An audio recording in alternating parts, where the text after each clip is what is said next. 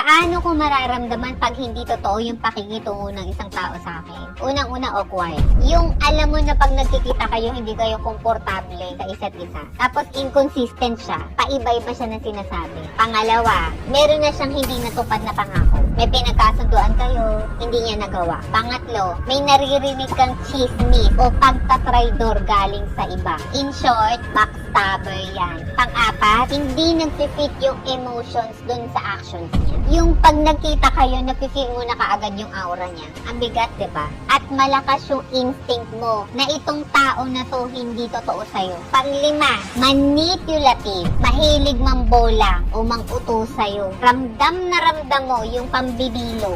Yung tipong habang tumatagal yung pag-uusap nyo, tuloy-tuloy siyang ganun. Imbis na pantayan mo yung kaplastikan niya, maging totoo ka sa sarili mo. Kasi yung tao na yan, hindi magiging consistent ang mga sinasabi niya. Puro invento. Pag ginawa mo siya ng paulit-ulit, paiba-iba ang kwento niyan. Pero ikaw, totoo ka. Lahat ng sinasabi mo, full of honesty, genuine. Kahit bali-balig ka rin yung tanong sa'yo, masasagot mo ng diretso. At yun ang lamang mo sa kanya.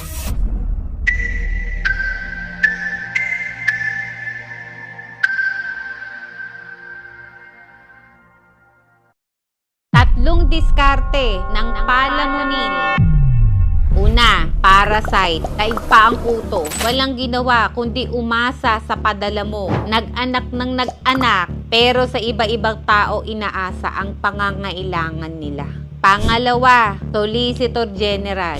Wala yang ginawa kundi manghingi sa iba-ibang tao para makabuo ng isang malaking halaga. Pati pangungutang, sasabihin na ibabalik daw. Ibabalik kaya? Pangatlo, Best Actor, Best Actress yan. Nagdadrama na yan. Ang daming kwento, nagkasakit si ganito, nagkasakit si ganyan. Ginawa ka na niyang healthcare. Lahat na lang ng hinanakit niya sa buhay, ipinasa na niya sa'yo. Mas maa-appreciate mo ang isang bagay kung galing to sa sarili mong pagsisikap.